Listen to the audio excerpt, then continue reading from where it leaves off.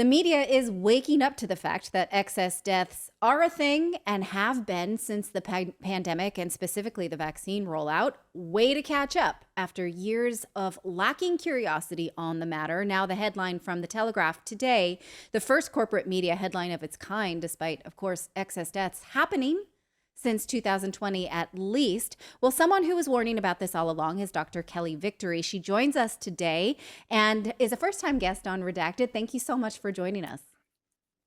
Thanks very much for having me. So, okay, let's go over this study because the media is like, oh, what's this? Excess deaths, despite having no curiosity about it. So, why is this a groundbreaking study? Well, as you pointed out, I and others have been bringing this to light now for almost 3 years. The fact that the mainstream media is just waking up, I guess, is to be expected.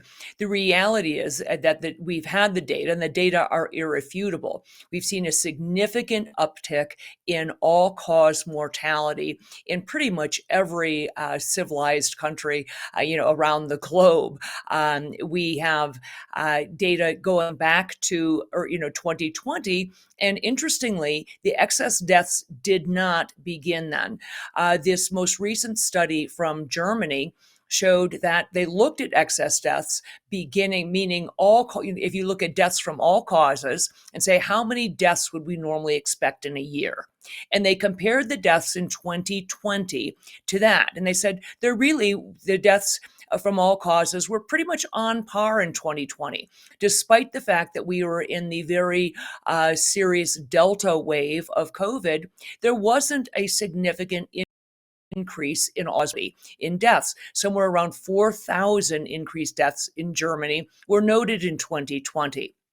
That changed drastically in 2021, and specifically after April of 2021. They saw a 2 standard deviation increase in deaths in Germany beginning in April of 2021, and stunningly, a 4 standard deviation increase in deaths in 2022.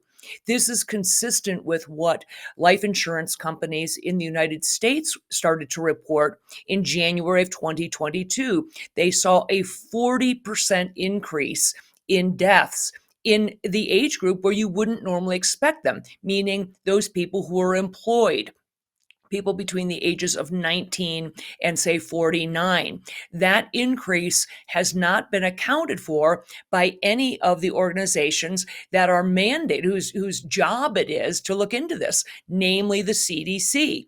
Why have they not investigated this? If people want to speculate that it's something other than, in my mind, the most obvious thing, what happened in April 21? Let's see. It was the mass rollout of the mRNA vaccines. If someone wants to suggest that there is another reason, great, let's have that discussion. But we are obligated as scientists to look into this and to come up with plausible explanations for why we have seen this massive increase in all-cause mortality. Now, one thing that the Telegraph does report is, oh, well, it could be the vaccine rollout because the times correlate, the months that you say, but also it could be pandemic related measures, lockdown measures, and things like that. So they are still leaving it open for other causes. So what do you think of that?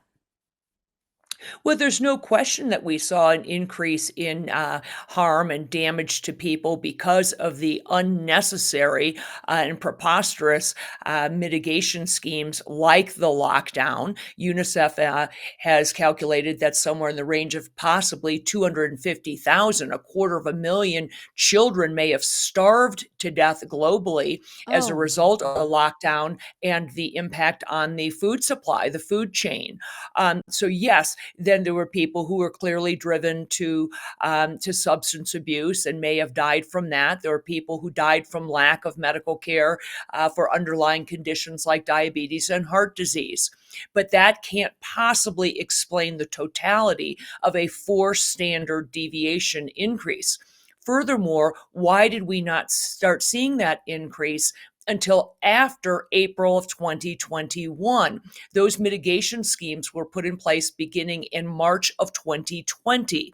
So if the issue was the measures like masking, social distancing, lockdowns, whatever else, we would have expected to see the increase in deaths beginning far sooner than April of 2021.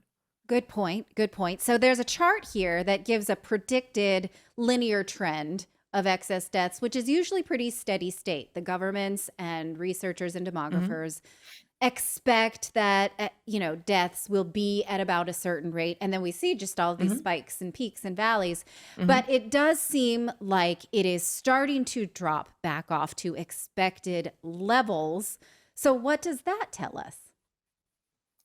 Well, unfortunately, we are still seeing increases in conditions like cancers, and I believe we've only Mhm. seen the tip of the iceberg on that.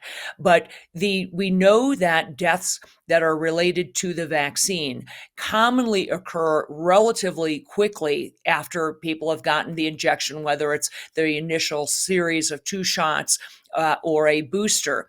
That said, conditions like cardiac injuries, myocarditis, pericarditis, neurologic conditions, cancers, those things are going to be delayed. So we'd expect to see some flattening of the curve because of the deaths related to the acute phase negative responses like blood clots and sudden cardiac deaths related to the injections. There is going to be a sort of a lagging indicator, if you will, of those disease processes that take a longer period of time.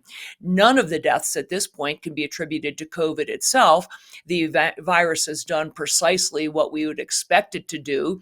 It became more contagious over time and at the same time less lethal. Again, the most serious viral variant was the Delta wave that occurred in 2020. Yet that is not when we are seeing and when countries are reporting the significant increase in deaths. Right. And the deaths in young people, the study doesn't parse it out by age, but we have seen that from at least the United Kingdom government, the CDC, and it begs the super uncomfortable question is, did we have to have done this? Because it even cites that at a global level, the pre-vaccination infection fatality rate was 0.03 for people under 60, 0.07 for people under 70, and for children under the age of 19, the infection fatality rate was 0.0003. So this is a risk benefit analysis we were not allowed, but we can have it now, and it's damning, wouldn't you say? Yes, and this is something I reported on from essentially day one. We knew from the very beginning that children, and I use that term loosely, it's really healthy people under the age of, say, 25 or even 30, were at such a de minimis risk from COVID as to be fundamentally indistinguishable from zero. They were at no serious risk from this.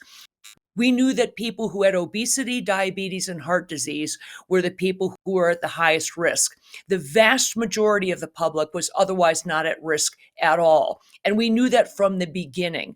I and the few others who tried to report on it were egregiously censored, shut down, threatened, ridiculed. I got kicked off of every social media platform from nearly day one. We knew this. Furthermore, we knew that the idea of trying to do a mass vaccination program in the midst of a pandemic violates every fundamental rule of vaccinology, epidemiology, and virology. There's a reason we never initiate a vaccine program during an active pandemic because it drives viral mutations in ways that you otherwise wouldn't see it happen in nature, and you can end up setting off a far worse outbreak. Furthermore, there's a reason why the average vaccine takes 6 to 8 years to come to market, if it ever makes it to market at all. There are a heck of a lot of viruses for which we've tried to come up with a safe and effective vaccine and haven't been able to do it. Think about things like herpes, norovirus, Coxsackie virus, rhinovirus, lots of viruses out there. This isn't something you can just, womp up in your basement in a matter of months. And the mRNA technology despite what people have been told or led to believe, is not a safe and well tested platform. Scientists have been working on it for well more than a decade, but it has failed and failed miserably on every previous attempt to make a vaccine, sometimes where all of the animals died, for example. So this vaccine had every markings of something that was dangerous, it was unnecessary, it was unsafe, and it was ineffective. The three legs of the stool that are required to roll something out: safety, efficacy, and necessity. And it failed on all three of those. Geez, I mean, the data is just continuing to prove you right when, you were punished for saying those things. One thing, though, that the authors conclude of this study is that, yes, there are serious concerns about continued excess deaths in Western nations. And so they say, and this is the sort of lol part of it, like, oh, okay, government leaders and policymakers need to thoroughly investigate underlying causes of persistent excess mortality. Well, I don't trust those groups of people to investigate themselves. So who do we turn to? Well, you're exactly right. And they're doing everything they can to obfuscate. They would like very much to get rid of the small control group that exists, people like me who were never vaccinated for COVID and are not showing these increases in cancers, autoimmune diseases, neurologic conditions, cardiac injury, those sorts of things. They are at the ready to roll out the next pandemic again, I believe, in an effort to, number one, foist an additional mRNA vaccine on people, and number two, to muddy the waters further about what could possibly be the cause of the excess deaths and the excess injuries. So many of the things that they label as, quote, long COVID, and don't get me wrong, long COVID, what we called previous to COVID, post-viral syndrome, does exist. There are many respiratory viruses, including influenza, that can cause a prolonged syndrome following infection. That said, the vast majority of the cases that are being called long COVID are actually vaccine injury. Because if you look at the number of people who haven't been vaccinated, like myself, had COVID, like myself, there are lots of us out there. Interestingly, there's very low incidence of, quote, long COVID in people who were not vaccinated. Wow, that's something I had not considered. So, okay. Well, thank you for breaking this down for us. Again, this is something that you've been saying for a while and we're attacked for it. So, thank you so much for coming on Redacted for the first time. It was a pleasure to have you. Please come back another time. Thank you. I'd be delighted to join you again.